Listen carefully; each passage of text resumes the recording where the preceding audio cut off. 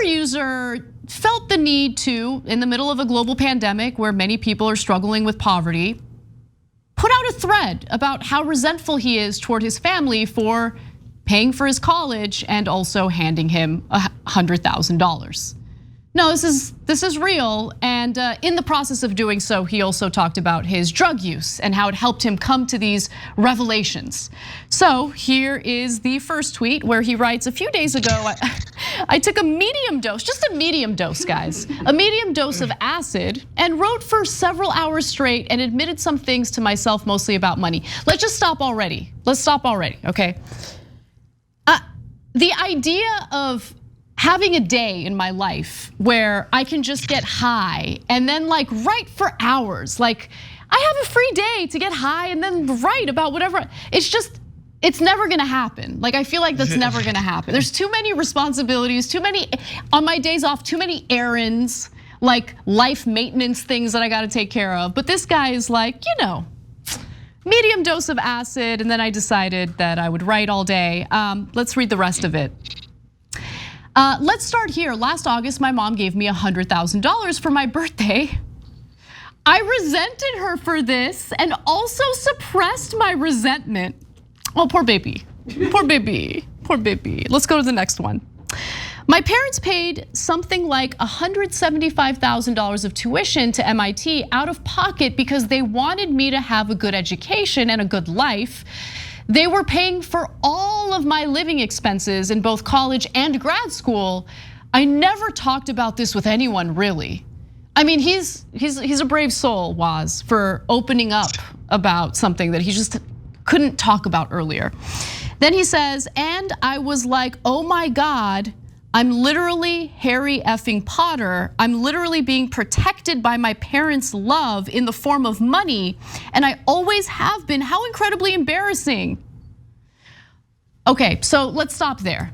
There are more tweets in this thread, and I find him insufferable, but maybe I'm being too harsh. I feel like you're better than I am, Woz, in seeing the other side of insufferable behavior. Everybody sort of is the star of their own movie, and so their struggles are the only struggles in the world, and so their problems become the only problems in the world that exist. I can tell you a personal anecdote, Anna, where it was about 2 weeks before I went to college. I was 18, and my dad said, look, I put you through Catholic school your whole life. I forget how much St. Francis prep cost. It was about like 5 G's, 6 G's a year or something like that. And he did the math. He times that by 4. He did the whole thing. And he said, I'm done, kid. Listen, you're going to college now. You got to go out and get it. Your dad's not rich. Yes, I have life insurance. So you'll get you'll get a couple of G's when I pass away. But this is it. You gotta go out and do it, brother, man. And that was it. With that, he patted me on the ass and sent me out into the world. And so no, nobody ever gave me 100,000 cash in my account. Although my dad would, my dad and my mom would send me $50 here and there, $100 whenever we needed a refresher of Natty Lights and Bush Light, But yeah, this guy obviously has never wanted for anything in his life. And he thinks probably that there's some sort of valor in that. But anybody who's ever been poor will tell you that it sucks. Not having money is the worst thing in the entire world, big dog. I'm just trying to understand where the resentment is coming from. So let's read a few more of his tweets from this thread. Maybe we can figure it out. And then I guess I will bring up a point that's a little more understanding toward him, believe it or not. So he also says, the truth is that your finances aren't separate from your parents' finances. And okay, your finances are separate from your parents' finances when you're an adult and you've decided to independently earn your own money and not rely on your parents, but okay. The truth is that your finances aren't separate from your parents' finances and they never have been. You resent your mom for sending you $100,000 because she forcefully reminded you of this fact. No, but you can reject that money, right? Like if the problem here is that your finances are intertwined with your parents' finances and you're a grown adult, well then you get to make decisions. You get to decide that, hey, it's cool. I'm an adult, you paid for my college, I went to MIT, I'm good. You can keep the 100 grand. But he decided to take it, and then after taking it, share with the world that during an acid trip, he was incredibly resentful to his loving family for supporting him financially. Great B-roll, Brett. No, he's on it with the B-roll, I love it. All right, fun B-roll of drugs, everyone. For those of you who are watching or listening to the audio version of the show, you're really missing out here. But Woz, thoughts?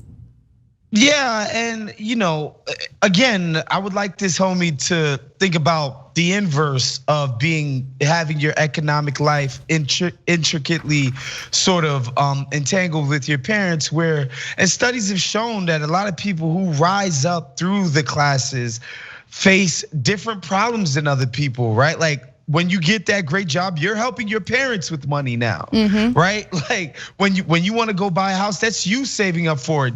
Johnny boy over here is gonna get a great cash investment from his parents for a down payment for a great house and a great life, and his wealth is already gonna be set up for his future. A lot of people don't have that luxury. They have the reverse of that, where there's people, a nephew needs help with tuition, or a cousin needs help with X, Y, and Z. Like, there are people who have to help their family when they finally get out of MIT and they get a great job. This guy's getting 100 G's on his birthday and he's complaining about it. I know, seriously.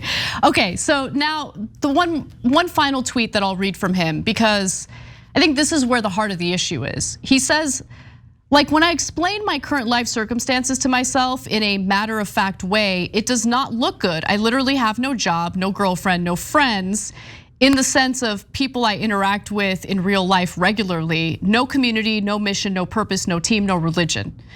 So that's the heart of his issue, right? Because I think that when you grow up in a household where you want, like you're wanting, like I don't know about you. Like I remember the moment in my childhood when I realized that my family was not well off. It was like after my dad had lost his welding job.